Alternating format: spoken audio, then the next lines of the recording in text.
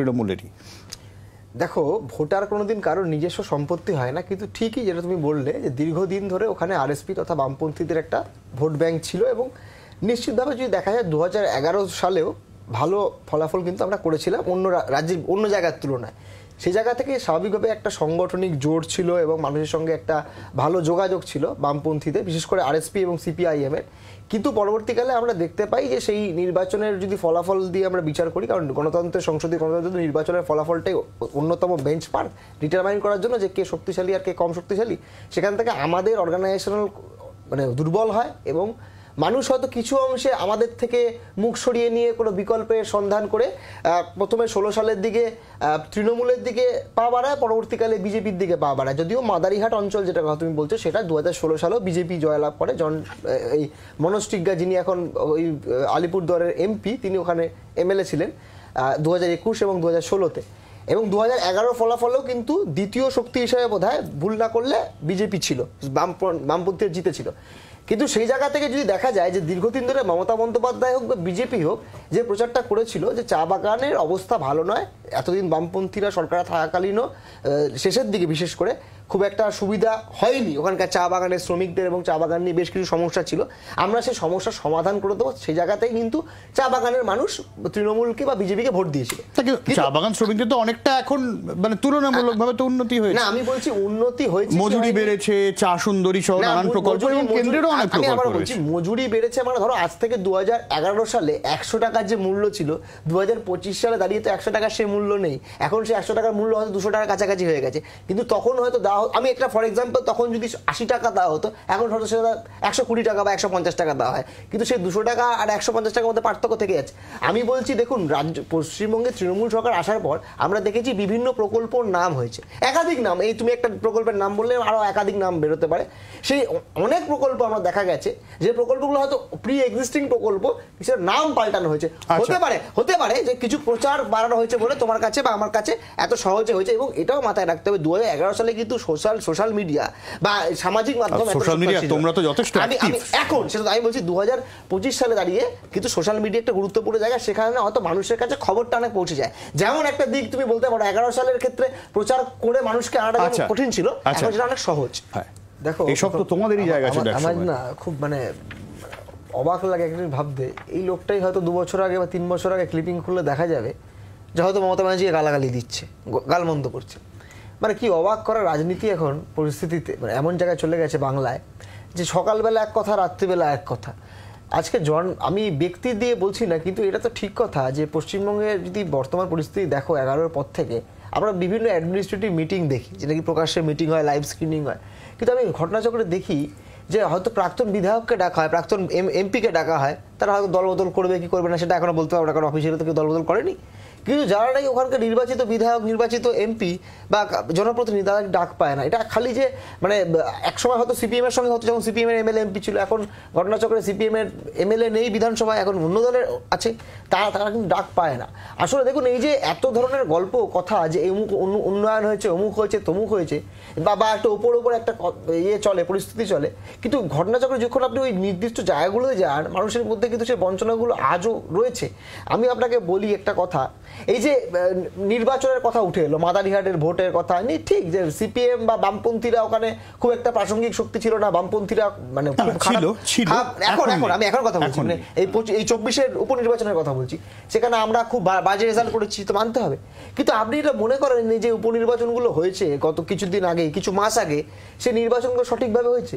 যেখানে বিরোধী দলের প্রার্থী, সে হতে পারে অন্য দলের প্রার্থী, যার সঙ্গে রাজনৈতিক বিরোধ আছে আমার, সে দলের প্রার্থীকে লোক দিয়ে আটকানো হচ্ছে। আবার এখানে যে বিজেপির নেতারা, এখানে হয়তো রাজ্য স্তরের নেতারা ঠিক যে কথাগুলো বিজেপির নেতারা এখানে বলছে, এর সঙ্গে আমি সহমত যে সত্যি নির্বাচনটা ঠিকভাবে হয়নি। কিন্তু কেন্দ্রীয় বাহিনীটা কারা নিয়ন্ত্রণ করে? কেন্দ্রীয় বাহিনী ছিল ওখানে, সেখানে কেন্দ্রীয় নির্বাচন কমিশন ছিল, যেখানে অন্য সময় আমরা দেখি যে কেন্দ্রীয় সরকার এত তৎপর বিরোধী কণ্ঠস্বরকে আটকানোর জন্য। তার মানে এটা আপনার এখান থেকে ক্লিয়ার হচ্ছে যে রাজ্য বিজেপি যে নেতারা রয়েছেন, রাজ্যে যারা কর্মী রয়েছেন, তাদেরকে কেন্দ্রের বিজেপির নেতারা পাত্তা দেয় না। এখান থেকে কি স্পষ্ট হচ্ছে যে কেন্দ্রের বিজেপির সঙ্গে রাজ্যের তৃণমূলের একটা এমন ধরনের সেটিং, এমন ধরনের গল্প, এমন ধরনের মেলবন্ধন রয়েছে যে মোদিও চায় না যে এখানে মমতা উইকেন্ড হোক, দরকার হলে বিজেপি হারলে আরো কোনো যায় আসে না, কারণ মোদি এখন জানে যে যদি এখানে মাঝখান দিয়ে তৃণমূল উইক হয়ে যায় কোনোভাবে যদি তৃণমূলের বিরুদ্ধে প্রচার বেড়ে যায়, তাহলে এই অ্যাডভান্টেজটা বিজেপি নিতে পারবে না, অ্যাডভান্টেজটা বামপন্থীরা নিয়ে নেবে। যেটা আমরা দেখেছি বেশ কিছু সময় ধরে, যখন দুর্নীতির প্রশ্ন, যখন অন্যান্য ঘটনাগুলোর ক্ষেত্রে দেখেছি, মেদিনীপুর মেডিকেল কলেজে স্যালাইনের বিতর্ক হতে পারে, আরজি করে হাসপাতালের ঘটনা হতে পারে, আরও অন্যান্য যে চুরি ডাকাতি গল্প হতে পারে, চাকরি চুরি গল্প হতে পারে, সেখানে কিন্তু বিজেপিকে আমরা দেখেছি ওই হয়তো টোকেন প্রতিবাদ করেছে, কিন্তু গণ আন্দোলন করতে যাকে বলে, যা রাস্তায় নেমে আন্দোলন করা, হ্যাঁ সব কিছুতে হয়তো সফল পুরোপুরি আমরা হয়নি, কিন্তু রাস্তায় কিন্তু মানুষ বামপন্থীদেরকে দেখেছে, ছাত্র যুবদেরকে দেখেছে। সে জায়গা থেকে আমি আপনাকে বলছি স্পষ্টভাবে, আপনাকে বলে যেতে চাইছি, এই যে তথাকথিত উত্তরবঙ্গ দক্ষিণবঙ্গের যে মেরুকরণের একটা পরিবেশ তৈরি হয়েছে, এবং এই পরিবেশটা কিন্তু বিজেপি একদম সুচারুভাবে করেছিল, যাতে ওখানকার যে আইডেন্টিটি বা যে পরিচিত সত্তার যে রাজনীতি, এই রাজনীতিকে কাজে লাগিয়ে কিছু সিট যেতে চায়। কিন্তু মানুষ তো বেশি দিন তো মানুষকে বোকা বানিয়ে রাখা যায় না। ওখানকার মানুষও বুঝেছে বিজেপি এখানে কিছু করতে পারবে না, তাই সার্বিকভাবে তৃণমূল এখানে রাজ্যের শাসক দল রয়েছে, আছে একটা মানে ফোর্স হিসেবে রয়েছে, তার বিরুদ্ধে মানুষ প্রথমে ভেবেছিল বিজেপিকে অল্টারনেটিভ, সেই বিজেপি ব্যর্থ, তাই মানুষ নিউ অল্টারনেটিভ খুঁজছে। নিউ অল্টারনেটিভের জায়গা থেকে মানুষ টেস্টেড যে বামপন্থী শক্তি, তাদেরকেই মানুষ বিকল্প। আমি এই জায়গা থেকে একটু রাজাদার কাছে, রাজাদা এই যে পরিচিত সত্তার কথা বললো, যে সত্তার কথা বললো, আইডেন্টিটির কথা বললো, আঞ্চলিক সত্তার কথা বললো শুভজিৎ, কিন্তু এটাও তো উত্তরবঙ্গ যদি ধরি জায়গা বিশেষে আলাদা আলাদা, কোথাও গিয়ে কি উত্তরবঙ্গ দক্ষিণবঙ্গ এই যে আলাদা, এই যে ভেদ, উত্তরবঙ্গের উন্নয়ন হয়নি, এই যে বক্তব্যগুলো এসেছিল, এবং জন বার্লা তিনিও কিন্তু এর বাইরে নয়, তার মন্তব্য নিয়েও বিতর্ক হয়েছিল, এই বিষয়টা কি কোথাও গিয়ে একটা রিজেকশনের জায়গায় চলে যাচ্ছে? আমি রাজাদা বলার একটা ছোট্ট একটা এডিশন করে দিই। নিশ্চিতভাবে বিমল গুরুং এর নাম আমরা সকলে জানি। বিমল গুরুং সেই লোক 2008-9 সময় যখন নাকি আমি কেন বলছি, কেন এই পরিস্থিতিটা বললাম, রাজাদা বলতে আর ভালো, গোর্খাল্যান্ডের গাড়ি লাগানো, জিএল লাগানো গাড়ি, আমি কদিন আগে গেছিলাম জলপাইগুড়ি শিলিগুড়ি অঞ্চলে, ওখানে মানুষ বলছে আমাকে, ড্রাইভাররা বললো শিলিগুড়িতে, যে জোর করে ওয়েস্ট বেঙ্গল গভর্নমেন্টের গাড়ির বোর্ড খুলে জিএল বোর্ড লাগানো হতো। তো আপনি এটা বলবেন না একটা বিচ্ছিন্নতাবাদের রাজনীতি ওখানে করেছে? এবং এই বিমল গুরুংকে কারা প্রশ্রয় দিয়েছে? একসময় তৃণমূল প্রশ্রয় দিয়েছে, তারপর বিজেপি প্রশ্রয় দিয়েছে। আচ্ছা রাজাদা, শুভজিৎ, দেখো প্রথম কথা আমার মানে আমি খুব স্পষ্ট করে দিতে চাই, আমাদের দলের তরফ থেকে 87 সালের কথা হোক বা 2007 হোক বা 2017 হোক, তৃণমূল হোক বা বামফ্রন্ট হোক বা অন্য কোনো দল সরকারে থাক না কেন, আমরা চিরকাল রাজ্যভাগের বিরুদ্ধে এবং রাজ্যভাগের কথা যারা বলবে তাদের বিরুদ্ধে আমরা পদক্ষেপ নেওয়ার পক্ষপাতিত্ব করব। আমার কথা হচ্ছে, দেখো এই যে উত্তরবঙ্গ দক্ষিণবঙ্গের যে ডিভাইড, এর অন্যতম কারণ হচ্ছে ভারতবর্ষে যে ব্রিটিশ শাসন তৈরি হয়, যখন আসে ব্রিটিশরা ঘটনাচক্রে আমাদের কলকাতাকে রাজধানী করে।